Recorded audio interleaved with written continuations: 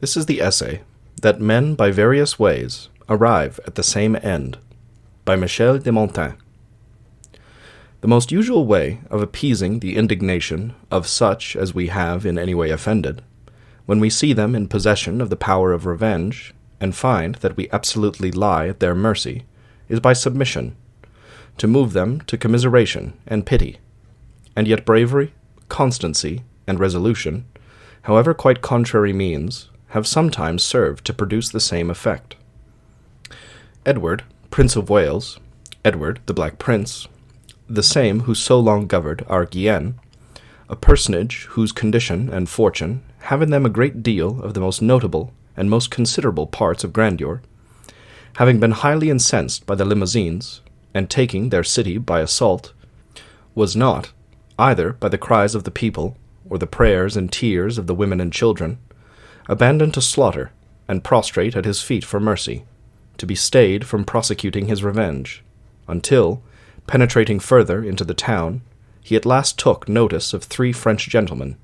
These were Jean de Villemur, Hugh de la Roche, and Roger de Beaufort, who with incredible bravery alone sustained the power of his victorious army. Then it was that consideration and respect unto so remarkable a valor first stopped the torrent of his fury, and that his clemency, beginning with these 3 cavaliers, was afterwards extended to all the remaining inhabitants of the city. Scanderbeg, Prince of Epirus, pursuing one of his soldiers with purpose to kill him, the soldier, having in vain tried by all the ways of humility and supplication to appease him, resolved, as his last refuge, to face about and await him sword in hand, which behavior of his gave a sudden stop to his captain's fury, who, foreseeing him assume so notable a resolution, received him into grace. An example, however, that might suffer another interpretation with such as have not read of the prodigious force and valor of that prince. The Emperor Conrad III, having besieged Guelph, Duke of Bavaria, in 1140 in Weinsberg, Upper Bavaria, would not be prevailed upon. What mean and unmanly satisfactions soever were tendered to him, to condescend to milder conditions, than that the ladies and gentlewomen only, who were in the town with the Duke, might go out without violation of their honour, on foot, and with so much only as they could carry about them. Whereupon they, out of magnanimity of the heart, presently contrived to carry out, upon their shoulders, their husbands and children, and the Duke himself. A sight at which the Emperor was so pleased, that, ravished with the generosity of the action, he wept for joy, and immediately extinguishing in his heart the mortal and capital hatred he had conceived against this Duke, he from that time forward treated him and his with all humanity. The one and the other of these 2 ways would, with great facility, work upon my nature, for I have a marvellous propensity to mercy and mildness, and to such a degree that I fancy of the 2 I should sooner surrender my anger to compassion than to esteem. And yet pity is reputed a vice amongst the Stoics, who will that we succour the afflicted, but not that we should be so affected with their sufferings as to suffer with them. I conceived these examples not ill-suited to the question in hand, and the rather because therein we observe these great souls assaulted and tried by these 2 several ways, to resist the one without relenting, and to be shook and subjected by the other. It may be true that to suffer a man's heart to be totally subdued by compassion may be imputed to facility, effeminacy, and over-tenderness, whence it comes to pass that the weaker natures, as of women, children, and the common sort of people, are the most subject to it, but after having resisted and disdained the power of groans and tears, to yield to the sole reverence of the sacred image of valor. This can be no other than the effect of a strong and inflexible soul enamoured of and honouring masculine and obstinate courage. Nevertheless, astonishment and admiration may, in less generous minds, beget a like effect. Witness the people of Thebes, who, having put 2 of their generals upon trial for their lives, for having continued in arms beyond the precise term of their commission, very hardly pardoned Pelopidas, who, bowing under the weight of so dangerous an accusation, made no manner of defence for himself, nor produced other arguments than prayers and supplications. Whereas, on the contrary, Epaminondas, falling to recount magniloquently the exploits he had performed in their service, and, after a haughty and arrogant manner, reproaching them with ingratitude and injustice, they had not the heart to proceed any further in his trial, but broke up the court and departed,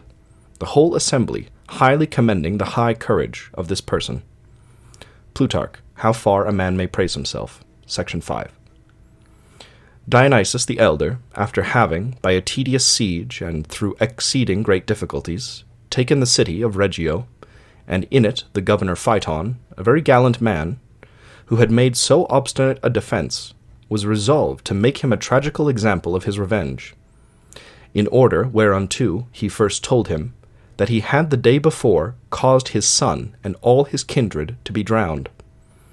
To which Phaeton returned no other answer but this,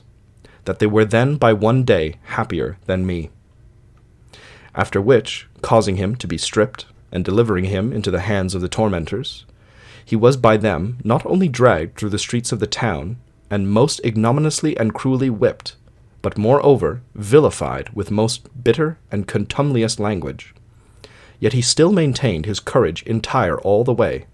with a strong voice and undaunted countenance, proclaiming the honourable and glorious cause of his death, namely, for that he would not deliver up his country into the hands of a tyrant, at the same time denouncing against him a speedy chastisement from the offended gods. At which Dionysius, reading in his soldiers' looks that instead of being incensed at the haughty language of this conquered enemy, to the contempt of their captain and his triumph, they were not only struck with admiration of so rare a virtue, but more inclined to mutiny, and were even ready to rescue the prisoner out of the hangman's hands. He caused the torturing to cease, and afterwards privately caused him to be thrown into the sea. Man, in good earnest, is a marvellous vain, fickle, and unstable subject, and on whom it is very hard to form any certain and uniform judgment. For Pompey could pardon the whole city of the Mamertines, though furiously incensed against it, upon the single account of the virtue and magnanimity of one citizen, Zeno.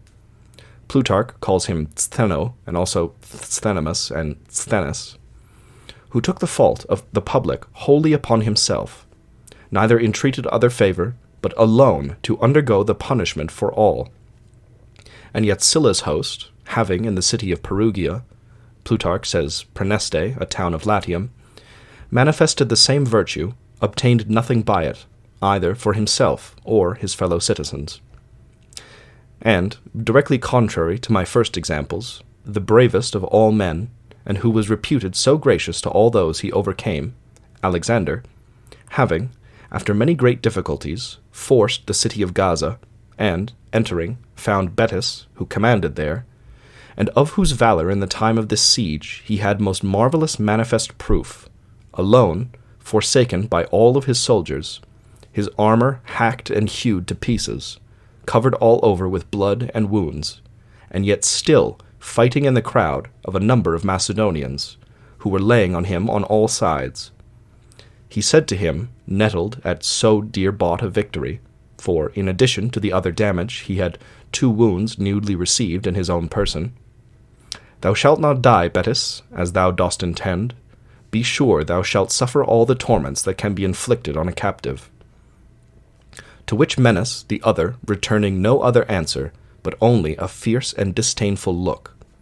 "What," says Alexander, observing his haughty and obstinate silence, "is he too stiff to bend a knee? Is he too proud to utter one suppliant word? Truly, I will conquer his silence, and if I cannot force a word from his mouth, I will, at least, extract a groan from his heart." And thereupon, converting his anger into fury, presently commanded his heels to be bored through, causing him, alive, to be dragged, mangled, and dismembered at a cart's tail. Was it that the height of courage was so natural and familiar to this conqueror, that because he could not admire, he respected it the less? Or was it that he conceived valour to be a virtue so peculiar to himself, that his pride could not, without envy, endure it in another? Or was it that the natural impetuosity of his fury was incapable of opposition? Certainly, had it been capable of moderation, it is to be believed that in the sack and desolation of Thebes, to see so many valiant men lost and totally destitute of any further defense, cruelly massacred before his eyes, would have appeased it, where there were above 6,000 put to the sword, of whom not one was seen to fly, or heard to cry out for quarter. But, on the contrary, every one running here and there to seek out and provoke the victorious enemy to help them to an honorable end.